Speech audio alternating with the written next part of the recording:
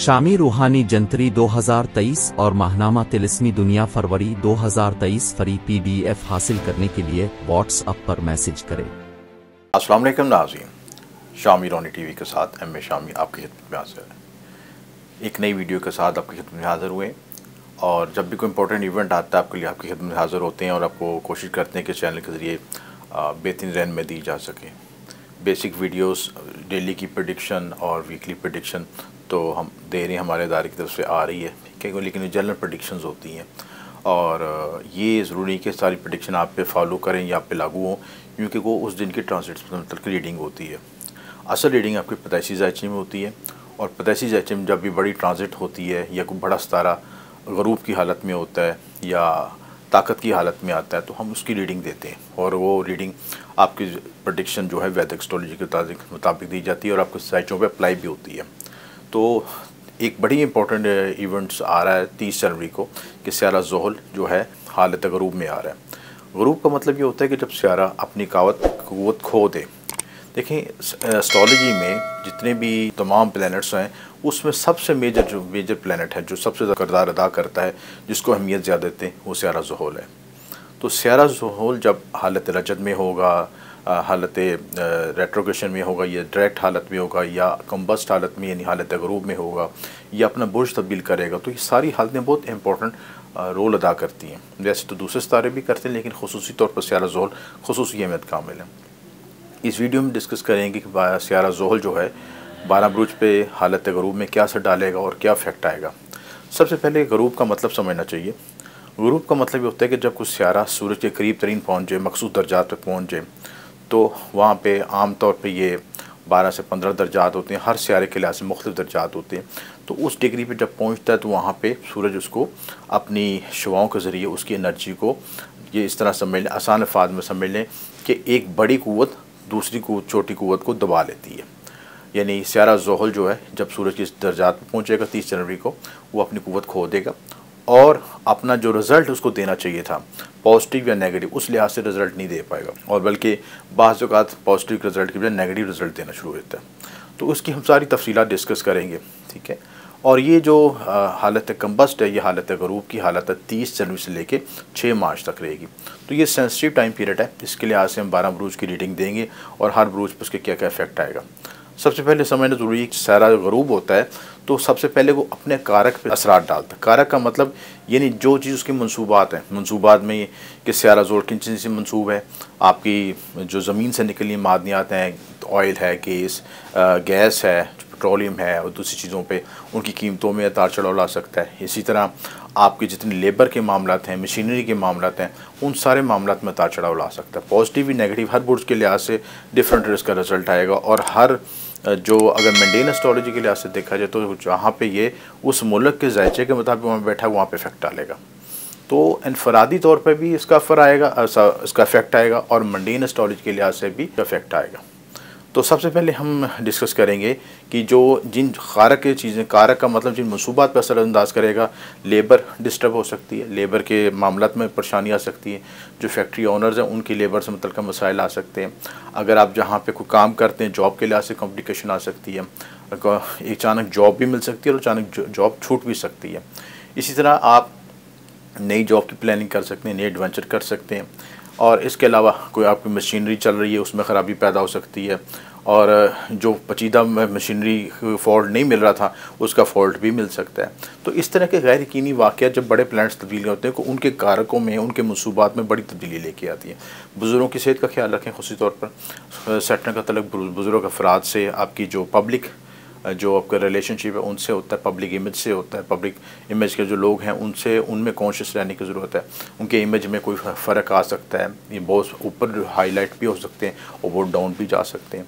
तो ये सारी चीज़ें इसके जो हैं सेटन के कारक कहलाते हैं। सबसे पहले हम डिस्कस करते हैं कि 12 बुरूज पे क्या इफेक्ट आएगा। 12 बुरूज के लिहाज से सबसे पहले बुर्ज हमल पे। बुर्ज हमल की अगर ज़ायचे के लिहाज से देखा जाए तो ये आपके 10वें और 11वें हाकम है, यानी 10वां घर आपके कर्म का और 11वां घर आपके लाभ का। और जब यहाँ पे ये कम्बस्ट हो रहा है तो 11वें घर में कम्बस्ट हो रहा है।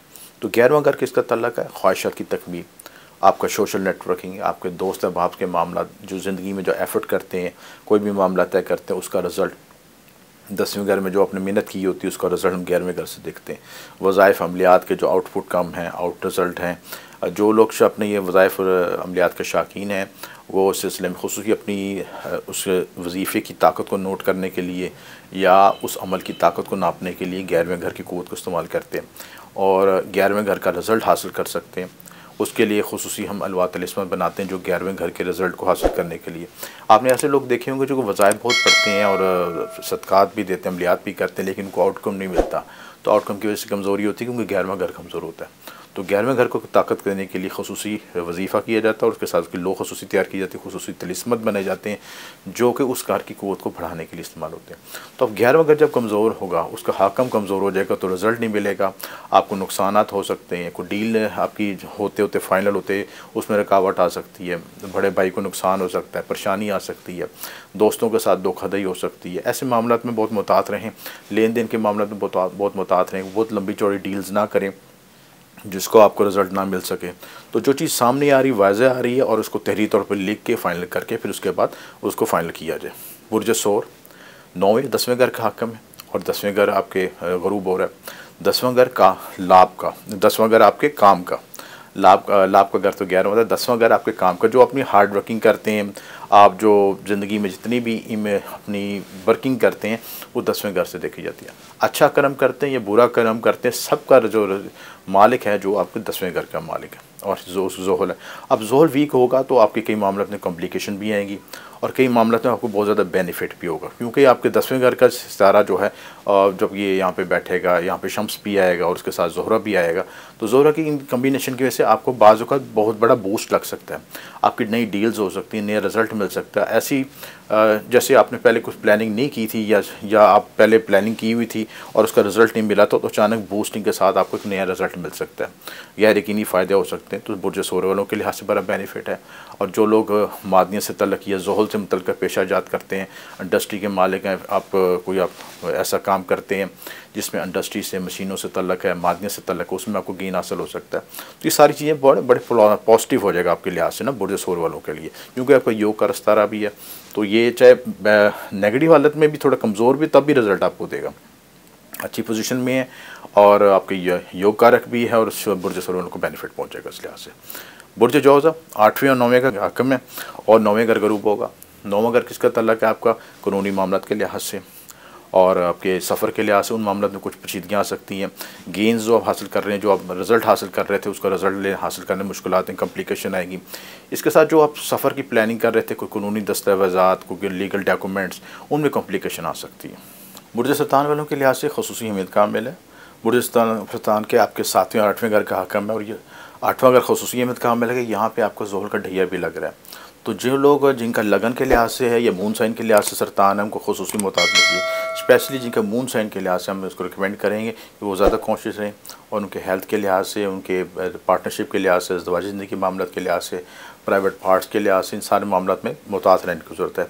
अलबत्ता इनके आपके हेरिटेंस के लिहाज से यानी वरासती उमूर के लिहाज से और आपकी जो प्रोफेशनल लाइफ के लिहाज से, रिसर्च के लिहाज से, उन मामलों में बेहतरी आ सकती है। बुर्ज सदवरों के लिए सहरा ज़ोहल आपके 6ठे और 7वें घर का हाकम है।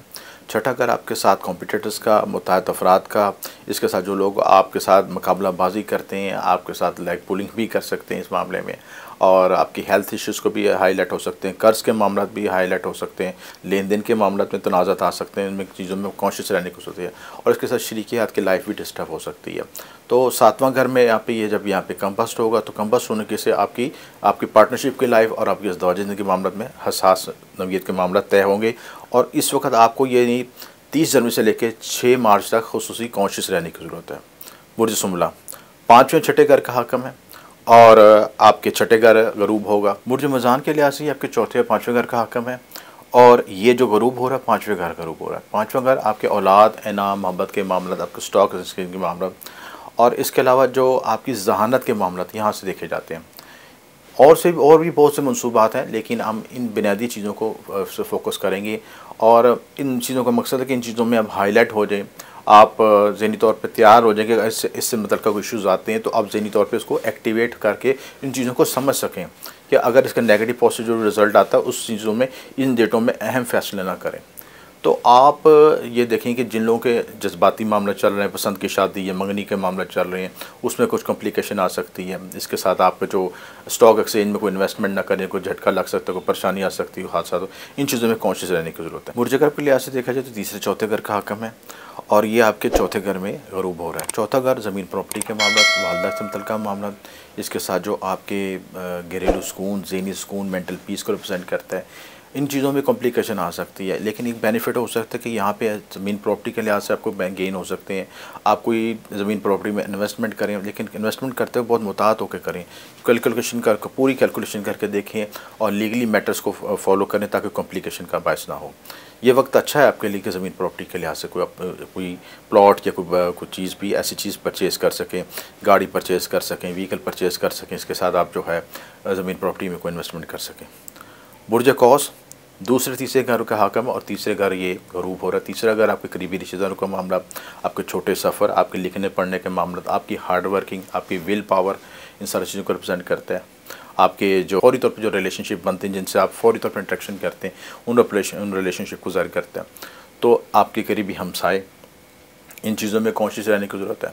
अचानक गैर यकीनी वाक़यात पेश आ सकते हैं। आपके जो करीबी हमसाए हैं वो आपसे उनके रिलेशनशिप में उतार चढ़ाव आ सकता है, वेरिएशंस आ सकती हैं और अनएक्सपेक्टेड इवेंट्स आ सकते हैं। इन चीज़ों में कॉन्शियस रहने की ज़रूरत है। माली लिहाज से भी मुतात रहने की ज़रूरत है। आप कोई बड़ी डे ड्रीमिंग ना करें कि बड़ी इन्वेस्टमेंट करने लगें, बड़ी प्लानिंग करने लगें। जो चीज़ें हैं ना उसकी को कैच करें और उससे आपको रिजल्ट मिलेगा। बुर्ज जद्दी पहले या दूसरे घर का हाकम है और दूसरे घर गरूब हो रहा है। दूसरे घर में गरूब होने से आपके जो फैमिली के इश्यूज़ हाईलाइट होंगे, आपके माली मामलात में हाईलाइट हो सकते हैं। आपकी जो गेंस हैं, आप जहाँ से रिज़ल्ट हासिल करने हैं, कोई डील्स करना चाहते हैं, या आप फैमिली के इश्यूज़ इनको कोई पेचीदा मसाइल हैं जिनको बैठ के एड्रेस करना चाहते हैं, थोड़ा सा मुताहत रहें। फौरी तौर पर डिसीजन मेकिंग ना करें, थोड़ा सा पेंडिंग करें, उन चीज़ों को डेट को गुजरने दें ताकि हम इंपॉर्टेंट फैसले कर सकें। और माली अमूर को खुसूसी तौर पर मुताहत रहें। बोल चाल के मामले में मुताहत रहें, खाने पीने के मामले में मुताहत रहें। हेल्थ इशूज़ भी डेवलप हो सकते हैं। बुर्ज दर्फ के लिहाज से ये आपके लगन और 12वें घर का हाकम है और ये लगन में रेट्रोग्रेड कम्बस्ट हो रहा है, गरूब हो रहा है।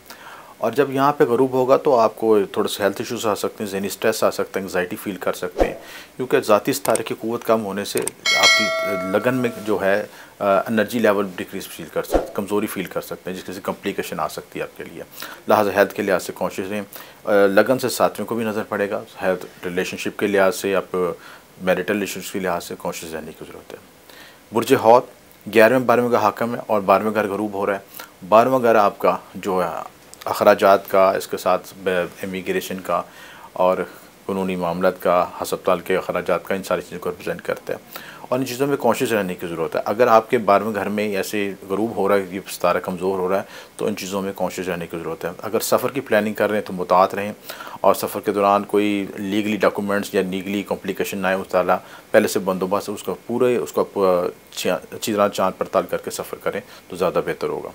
अब थोड़ी सी रेमेडीज़ कर लेते हैं। इसके लिहाज से रेमेडीज़ अगर कहेंगे तो हम प्रैक्टिकल रेमेडीज़ आपको करके भी देंगे, आप परफॉर्म भी करके देंगे। अगर आपके कमेंट्स पे बेस करता है कि अगर वीडियो को लाइक और शेयर करते हैं और चाहते हैं कि हमें प्रैक्टिकल परफॉर्म करके आपको इसकी असल ज़ोहल की रीडिंग, आपको इसकी रेमेडीज़ बताई जाएँ, करके दिखाई जाएँ, तो उसके लिए हम अलहदे भी वीडियो को बना कर देंगे सिलसिला। अगर आप इंटरेस्टेड हुए तो अपने कमेंट्स में अपनी राय ज़रूर ज़ाहिर कीजिएगा।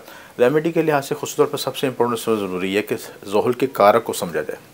जब किसी सितारे की कारक को समझेंगे तो उसकी रेमेडी को भी हम समझ सकेंगे। ज़ोहल किस चीज़ का कर्मा का तलज़र करता है। जब अपने कर्म दुरुस्त कर लेंगे, अपने मामला को दुरुस्त कर लेंगे, चाहे उठने बैठने, खाने पीने, लेन देन, ज़िंदगी के हर पहलू उसमें शामिल है। कोई सिर्फ ये नहीं कि अपने लेन देन के मुताबिक, आपके अंदर एक घड़ी चल रही है, एक सिस्टम चल रहा है, उस चीज़ को फॉलो करें। अगर उसके मुताबिक आपके कर्म सही हैं, कर्म से सबसे आसान तरीका कारक है जो अपने लिए दुरुस्त समझते हैं वो दूसरों के लिए दुरुस्त समझें।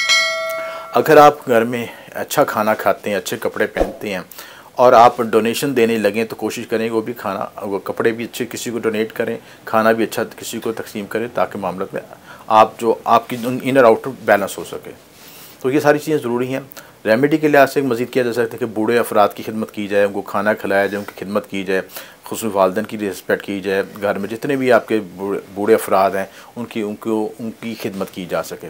उसके साथ आप मज़ीद रेमेडी के लिहाज से ये भी कर सकते हैं कि जो शीशा होता है, शीशे की प्लेट को, शीशे की प्लेट को उस पर हाथ तिलिस्मात कुंदा करके लोहे जोल बना के या तिलिस्मात खाली तिलिस्म कुंदा करके अपने पास रखें, गले में रखें या पर्स में रखें या गले में पहन भी सकते हैं, जिसके जोहल की एनर्जी को बैलेंस करने के लिए। इसी तरह काला सुरमा होता है, काला सुरमा उसको हफ्ते वाले दिन कब्रिस्तान में दफन करना, किस तरह करना हम कोशिश करेंगे नेक्स्ट वीडियो में आपको रिप्रेजेंट करके बताएंगे, किस वक्त करना है, किस साथ में करना है और किस तरीके से करना है। ये एक अलग मौजू है, लेकिन आपको बुनियादी गाइडलाइन आपको दे दी। इसी तरह काले माश तांबे के बर्तन में डाल के उसको बहते पानी में बहाना है, उसको बंद करके वो भी कोशिश करेंगे वीडियो में आपको रिप्रेजेंट करें। काले कव्वों को आप आज़ाद करवा सकते हैं। ये सारी चीज़ें रेमेडी का हिस्सा है। अगर आपको हमारी वीडियो पसंद है तो लाइक और शेयर कीजिएगा ताकि मज़ीद आपके लिए बेहतर वीडियो बना सकें। आपका शुक्रिया। मैं शामी रूहानी जंतरी 2023 और माहनामा तिलिस्मी दुनिया फरवरी 2023 फ्री PDF हासिल करने के लिए व्हाट्सएप पर मैसेज करें।